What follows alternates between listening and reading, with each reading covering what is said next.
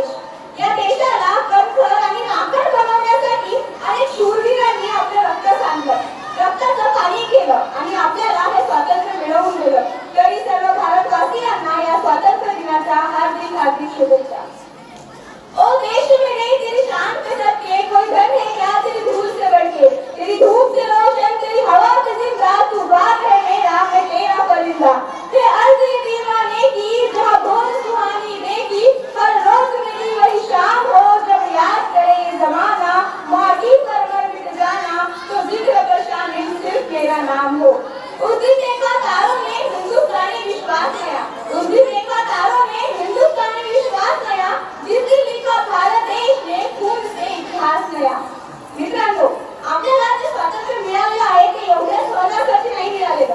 त्याच्यासाठी भगतसिंग, राजगुरू, सुखदेव, वीर सावरकर, चंद्रशेखर आझाद, छत्रपती शिवाजी महाराज, धर्मवीर संभाजी महाराज, डॉक्टर बाबासाहेब आंबेडकर, राणी लक्ष्मीबाई अशा कितीतरी महावीरांनी आपलं बलिदान दिलं आणि आपल्याला हे स्वातंत्र्य मिळवून दिलं.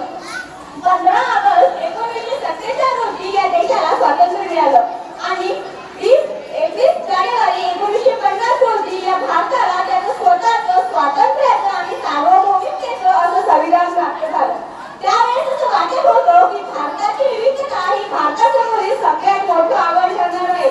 पण अगदी एका बाजूला पंडित नेहरू यांनी द डिस्कव्हरी ऑफ इंडिया या पुस्तकात लिहिल्याप्रमाणे विविधतेतून एकता अशी भारतानं नवी ओळख तयार केली होती. आधुनिक भारत आज आपला निर्माण झालेला आहे. भारतानं ओसार झालेल्या जमिनीतून सोनं पिकवण्याचं काम केलं. ट्रान्सफॉर्मिंग इंडिया, ट्रान्सफॉर्मिंग ऍग्रीकल्चर अशा धोरणावरून आयात करणारा आपला भारत आज निर्यात करणारा भारत झालाय. अगदी इतकंच नव्हे तर भारतानं हरित क्रांती, भूर क्रांती, श्वेत क्रांती, नील क्रांती, गुलाबी क्रांती इथपर्यंतची बदल मारलेली आहे. आपल्या देशाला पौराणिक आणि सांस्कृतिक संस्कृतीचा वारसा लाभलेला आहे. या देशामध्ये अनेक जातीचे, धर्माचे, रंगाचे, कलेचे लोक पुढे भूमिकाने राहतात. संत ज्ञानेश्वर, संत तुकाराम, संत कबीर यासारख्या संतांची भूमीमधून आज आपला भारत ओळखला जातो. तरीही आपल्या त्या भारतामध्ये काही ठिकाणी प्रगती होत आहे तर काही ठिकाणी आपला हा भारत ढासळलेला आहे असे सुद्धा आपल्याला कधी कधी वाटू लागतं. अनेक शूरवीरांनी बलिदान दिलं. या स्वातंत्र्यासाठी रक्ताचा सडा मांडला, पण आम्ही मात्र त्याच रक्ताचा बाजार मांडला असं कधी कधी आम्हाला उगाचच वाटत राहतं. कारण देशाची शेतकऱ्यांसाठी रस्त्यावर उतरावं लागतं, आंदोलने करावी लागतात, धर्माच्या नावावर जातीय कबीर होत राहतात. तेव्हा भारत मातेच्या हृदयाचे शेकडो तुकडे होतात. जळणाऱ्या धोत्या आणि करपणारा रक्त हे भारतीयांचंच आहे हे कसं आणि का आपण विसरतो हा खरा प्रश्न पडतो. तरी ही सगळी परिस्थिती ध्यानात घेता मला काही ओळी सुचतात.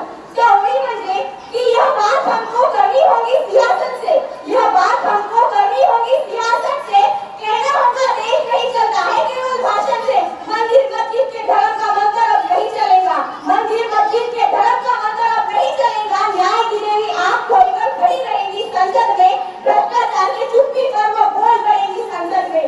देश मेरा जल रहा है आग लगी है सीने में, देश मेरा जल रहा है आग लगी है सीने में, आओ चलो चलकर आगाज करते हैं, जो चल रहा है उसे छोड़कर नई शुरुआत करते हैं. अरे आजादी की लड़ाइयाँ तो बहुत लड़ी हमने, आजादी की लड़ाइयाँ तो बहुत लड़ी हमने, चलो चलकर राष्ट्रहित में कुछ बात करते हैं. रंग बलिदानाचा फिरण्यात पहावा, उत्साह देश प्रेमाचा अंगी सांसारावा, जय घोष भारताचा आसमंती गुंजावा, सण हा स्वातंत्र्याचा सदैव चिरायू व्हावा, सण हा स्वातंत्र्याचा सदैव चिरायू व्हावा. त्या सुवर्णक्षणी मला माझी मत मांडण्याची संधी दिली याबद्दल मान्यवरांचे मी मनापासून आभार करते आणि इथे माझं भाषण